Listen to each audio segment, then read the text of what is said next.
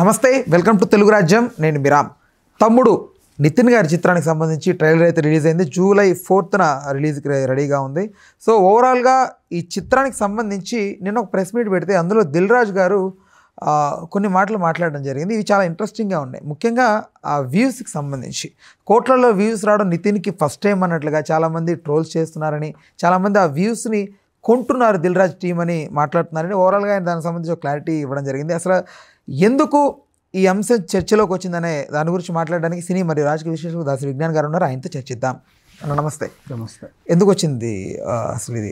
But ఏంటో నాకు ఈ మధ్య దిల్ రాజు గారు తెగ నచ్చేస్తున్నారు. ఈ మధ్య కాదు, గత కొంతకాలం నుంచి. అప్పుడెప్పుడో ఎందుకో నచ్చలేదు, 2 years బ్యాక్ ఐ గెస్. ఈ మధ్య వారసుడు టైంలో, థియేటర్స్ గొడవ టైంలో నాకు ఎందుకో కొంచెం నచ్చలా, అంతే. ఆ తర్వాత నుంచి ఏంటో తను చేసే ప్రతి చర్య నాకు నచ్చుతుంది. అంటే మీనింగ్ఫుల్గా ఉంటున్నాయి అన్నీ కూడా. మొన్న కూడా గేమ్ చేంజర్ విషయంలో 186 CRకి తనే క్లారిటీ ఇచ్చాడు, అలా పెట్టకుండా ఉండాల్సింది అని. అట్లా ఒప్పుకోవడం చాలా గ్రేట్. ఆ రేంజ్ నిర్మాతలు బేసికల్లీ దానికి చర్చ లేదు తర్వాత, తను చెప్పిన తర్వాత కూడా. అండ్ నెక్స్ట్ ఇప్పుడు ఒక విషయం చెప్పాడు, నితిన్ది ఒక ట్రైలర్ రిలీజ్ అయింది, అది బాగా పోతుంది అని ఒక న్యూస్ వచ్చింది. నేను చూడలేదు ఆ ట్రైలర్ ఇంకా. అండ్ వ్యూస్ బాగా వస్తున్నట్టు ఏముంది కొంటున్నారు అని కొంతమంది ట్రోల్ చేశారు. దీనికి సంబంధించి దిల్ రాజు గారు చెప్పింది ఏంటంటే, నేను కూడా నా టీంకి చెప్పాను, తమ్ముడు విషయంలో అలా జరగలేదు. యాక్చువల్లీ గతంలో అఫ్కోర్స్ వ్యూస్ కొనేవాళ్ళం. నా టీంకి చెప్పాను నేను, వ్యూస్ కొనొద్దు, జెన్యున్గా మనకి తెలియాలి. నువ్వు వ్యూస్ కొంటే ఏంటంటే అక్కడ అంచనాలు ట్రెండింగ్ 1కి వెళ్ళిపోతుంది, అంచనాలు ఎక్కడికో వెళ్ళిపోతున్నాయి సినిమా పైన. అంటే నువ్వు వదిలిన వెంటనే అది ఎక్కడెక్కడికో పోతుందని. ఆ తర్వాత థియేటర్లో చూస్తేనే కుర్చీలు ఖాళీ ఉంటున్నాయి. సో మనకు ఆడియన్స్ పల్స్ తెలియట్లా.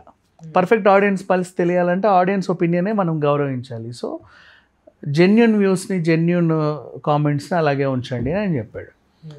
సరే డన్, ఓకే, అలాగే చేద్దాం అనుకున్నారు. ఇప్పుడు అలా రిలీజ్ అయిన ట్రైలర్ అది. సో దానికి వచ్చేవన్నీ జెన్యున్ న్యూస్ అని. నెక్స్ట్ ఇంకొక వ్యూస్ గురించి మాట్లాడుకుంటే, నితిన్కి కనీసం ఇన్ని వ్యూస్ వచ్చే అర్హత లేదా? అంటే నితిన్ ఫామ్లో లేడు కదా అని. ఫామ్లో లేడని ఎవరన్నారు నితిన్ ఫామ్లో లేడని? ఫామ్ అంటే ఏంటి? ఫామ్ అంటే మినిమం హిట్ ట్రాక్లో ఉండాలి కదా. అంటే ఎలాంటి హిట్ ట్రాక్స్ లేవు? At least below average. Below average అంటే ఏంటి నాకు అర్థం కాల. మళ్ళీ 2 times ఇప్పుడు అట్లీస్ట్ పెట్టిన పెట్టుబడి వెనక్కి రావాలి. పెట్టిన పెట్టుబడి వెనక్కి తెచ్చే సత్తా సత్తా ఉంది. ఇప్పుడు ప్రభాస్ కి సత్తా అంటే 1800 కోట్లు. ప్రభాస్ వద్దు ఇంకా. సరే, ప్రభాస్ గురించి ఓకే, వదిలే, పక్కన పెట్టేద్దాం. బన్నీ ఉన్నాడు, బన్నీ గురించి మాట్లాడచ్చు కూడా అవసరం లేదు. సరే, ఇప్పుడు ఒక హీరోకి మినిమం అంటూ ఒక రేంజ్ ఫిక్స్ అయిపోద్ది. ఎందుకు ఫిక్స్ అవుతుంది? మరి నా పేరు సూర్య, నా ఇల్లు ఇండియాకి ఎందుకు ఫిక్స్ అవ్వలేదు? అది అదే అంటున్నా, హీరో స్టామినా వేరు, కలెక్ట్ చేసేది వేరు. సో ఆ కలెక్షన్ అంతా కూడా నీ కథ మీద డిపెండ్ అయి ఉంటుంది. ఆబ్వియస్గా అంతే. మరి నితిన్కి బిలో, అబౌవ్ ఈ క్యాలిక్యులేషన్స్ ఎందుకు వచ్చాయి? అసలు నితిన్ ఎందుకు వచ్చాడు ఇక్కడికి? అలా అనుకుంటే అందరు హీరోస్కి అదే వర్తిస్తుంది. అందరు హీరోస్కి అదే వర్తిస్తుంది. నేను ఎప్పుడు కూడా చెప్తాను, నాకు తెలిసినంత వరకు స్టార్ హీరోడు ఎవడూ లేడు. స్టార్ అనేవాడే లేడు. కాన్సెప్ట్ మీదే వర్కౌట్ అవుతుంది. మీరు అనుకుంటున్నారు స్టార్ అని. స్టార్లు లేరు అసలు. దెన్ అది సంగతి. ఇప్పుడు అసలు విషయానికి వస్తే, నితిన్కి ఆ views genuine views. And Nithin పక్కన పెట్టమా, అక్కడ లయ కూడా ఉంది, రీఎంట్రీ ఇస్తుంది, తనకు ఫ్యామిలీ ఆడియన్స్ ఉన్నారు. అండ్ ఆ సినిమా మీద కొంచెం బజ్ ఉంది, ఫ్యామిలీ ఆడియన్స్ని మెప్పిస్తుంది. అట్లా అనుకుంటే నానికి భూమిక వచ్చినప్పుడు కూడా MCA అది కూడా బాగా వ్యూస్ వస్తే చాలామంది దాన్ని సాయి పల్లవికో దేనికో అంటి కట్టారు ఈవిడ వల్ల. పోనీ ఎవరి వల్ల వాట్ ఎవర్, దీనికైతే వ్యూస్ వచ్చాయిగా, మనకు కొనాల్సిన అవసరం ఏంటి? లేదు. తన జెన్యున్ వ్యూస్ అవి. నితిన్ ఒక హీరో ఇప్పటి నుంచి లేడు, ఎప్పటి నుంచో ఉన్నాడు, తనకు కూడా ఫ్యాన్స్ ఉన్నారు. అండ్ నెక్స్ట్ నితిన్కి కొంతమంది పవన్ కళ్యాణ్ అభిమానులు కూడా ఉన్నారు.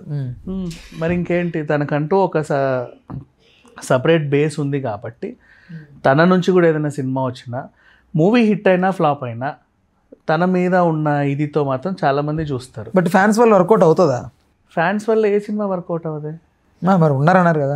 అంటే అభిమానులు ఉండకూడదా? అభిమానులు ఉంటే ఖచ్చితంగా సినిమా వర్కౌట్ అవ్వాలా? అంటే వ్యూస్ చూడడానికి. అంటే ఇప్పుడు నేను చెప్తా ఎగ్జాంపుల్స్. మరి చిరంజీవి గారికి, పవన్ కళ్యాణ్ గారికి బోల్డ్ అన్న అభిమానులు ఉన్నారు, మరి సినిమాలు వర్కౌట్ అవ్వాలిగా. అలాంటి మరి నేను అంటే వ్యూస్ పరంగా ఓన్లీ మీరు అంటుంది. వ్యూస్కి వర్కౌట్ అయ్యే సినిమాకి దేనికి సంబంధం లేదు, అన్నీ కలపకండి. ఇప్పుడు వచ్చేవేంటి, ఏదో వచ్చిందంట కొత్తది అని అందరు ఓపెన్ చేసి చూస్తారు. ఏంటో అది ఓహో ఇదా నితిన్తో సినిమా వస్తుందని తెలుసుకునే ఆతృత. నెక్స్ట్ వీళ్ళు చేసే ప్రమోషన్స్ని బట్టి ఆ అంచనాలు చిన్న పెరుగుతూ ఉంటాయి. ఆ తర్వాత థియేటర్కి వచ్చిన తర్వాత సినిమా కథ బాగుంది అంటే అది మౌత్ టాక్ వల్ల ఇంకొన్నాళ్ళు ఆడుతూ ఉంటుంది అంతే. Star, hero, market, second tyre, third tyre, below average, above average ఇవి ఏవి ఉండవు, ఎవరికి కూడా ఉండవు. జస్ట్ బేసిక్గా ఇంతే. నెక్స్ట్ ఆ బ్యానర్ని చూస్తారు, చూసి బయ్యర్లు వస్తారు. ఆ స్టార్ మొహాన్ని చూసి ఏ బయ్యరు రాడు. స్టార్ అనే వాడి ఫేస్కి బయ్యర్ వాల్యూ లేదు. ఏ స్టార్ అయినా సరే ఆ బ్యానర్ని చూసి బయ్యర్ వస్తారు. ఎందుకంటే ఆ బ్యానర్ ఎన్ని థియేటర్లో రిలీజ్ చేయగలిగే సత్తా ఉంది అని వాళ్ళు తెలుసుకొని అప్పుడు ఓహో ఇది వర్కౌట్ అవుతుంది, వర్కౌట్ అవ్వదని బిజినెస్గా ఆలోచిస్తారు అంతే. Only business. ఇప్పుడు నేను కూడా ఒక డిస్ట్రిబ్యూటర్ అనుకో, ఫర్ ఎగ్జాంపుల్ ఎగ్జిబిటర్ అనుకో, ఎవరు రిలీజ్ చేస్తున్నారో చూస్తాం అంతే. ఆ సినిమా ఎవరిదైనా కానీ, ఇప్పుడు నీతో సినిమా చేసి కూడా గీతా ఆర్ట్స్ రిలీజ్ చేస్తాను, నేను వెళ్ళి కొనేస్తాను వెంటనే ఎక్కువ అమౌంట్ ఇచ్చి.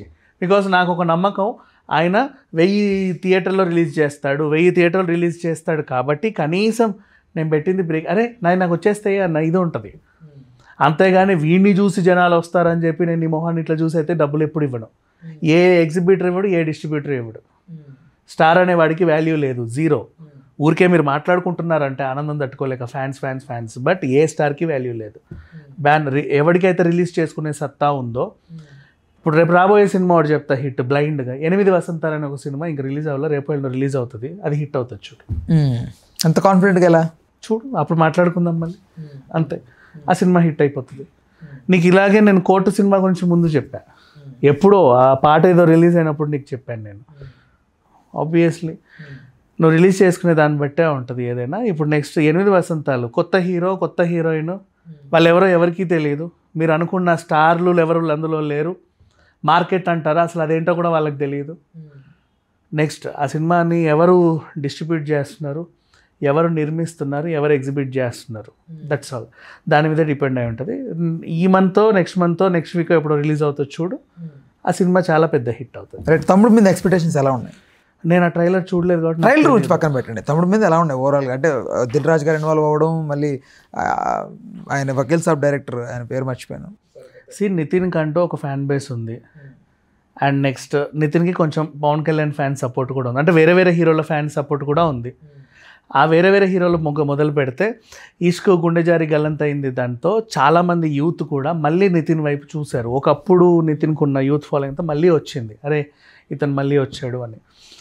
సో ఫ్యామిలీలో కూడా నితిన్ అంటే ఒక మంచి అభిప్రాయమే ఉంది. సో తన సినిమాలు ఇట్స్ ఓకే ఆడతాయి. పైగా దీంట్లో ఏంటంటే ఫ్యామిలీని అరలించడానికి మళ్ళీ లయ రీఎంట్రీ ఇచ్చింది. లయకు బోల్డంతమంది అభిమానులు ఉన్నారు, సడన్గా వెళ్ళిపోయింది. తర్వాత ఆన్లైన్లో ఆవిడ డ్యాన్స్లు వేస్తూ ఉంటే కూతురుతోని బీభత్సమైన ఫాలోవర్స్ తనకి. అండ్ ఆడుద్ది సినిమా, నిజంగా చాలా బాగా ఆడుద్ది. బ్యాక్ టు దిల్ రాజు గారు పాయింట్. దిల్ రాజు గారి పాయింట్ అంటావా, బాగానే చెప్పాడు. ఇప్పుడు ఏది వచ్చినా సరే వీళ్ళు ఎందుకు ఇలా చేస్తున్నారంటే, ఇప్పుడు నువ్వు అన్నట్టు స్టార్ గురించి మాట్లాడదాం. స్టార్గు అని వీడు ఫీల్ అయిపోతున్నాడు. వాడిది ఏదో గ్లిమ్సో ఏదో రిలీజ్ అవుద్ది, గంటకి చూస్తే 59,000 వ్యూస్ ఉంటాయి. అట్లా ఉండకూడదు, కనీసం 59 లక్షలు ఉండాలి. అది మోయడానికి అని చెప్పేసి వీళ్ళు డబ్బులు ఇచ్చి బూస్టప్ చేయిస్తున్నారు, కొంటున్నారు అనవసరంగా. సో అలా కొనేసరికి ఏంటంటే, అరే వీడు 24 గంటల్లో ట్రెండింగ్కి వెళ్ళింది అంటాడు. అది వింటేనేమో ఒక రకంగా ఉంటుంది, ఇదేవడరా ట్రెండింగ్ తీసుకెళ్ళింది అనిపిస్తుంది. అలా చాలా చూసాం మనం. సినిమా రిలీజ్ అయిన తర్వాత ఒక్కడు కూడా ఉండడు థియేటర్లో. మరి అంత అంచనాలు పెట్టుకు వీళ్ళందరూ ఏమయ్యారు అంటే, రైట్ జెన్యున్గా వ్యూస్ రాబట్టింది. రిలీజ్ చేసిన వెంటనే గంటకింత 2 గంటలకింత వ్యూస్ రాబట్టింది పుష్ప, జెన్యున్ అది. అండ్ అది చూసాం దాని పల్స్ కూడా. అది జెన్యున్ అని నువ్వు ఎలా చెప్తావు అంటే, ఇప్పుడు వచ్చిన జనాలు చెప్తారు కదా, ఎక్కడ ఈవెంట్ అయినా ఎంతమంది వచ్చారు, సో అప్పుడు చెప్పాలి వాళ్ళందరూ చూసారు, వెయిట్ బ్యాలెన్స్ అవుతుంది, వాళ్ళందరూ షేర్ చేశారు, అందుకు అది ఇలా అయింది అని. రైట్. ఓకే అన్న, thanks for the time, thanks for information. Hello, Telugu రాజ్యం ఛానల్ చూస్తున్నారా? సామాజిక, రాజకీయ, జీవన చిత్రణే తెలుగు రాజ్యం. అతిశయోక్తులు, అసత్యాలు ఉండవు. రాజకీయ కోణం కాదు, ప్రజా కోణమే కొలబద్ద. తెలుగు రాజ్యం వీక్షణ మీ ఉత్తమ అభిరుచికి నిదర్శనం.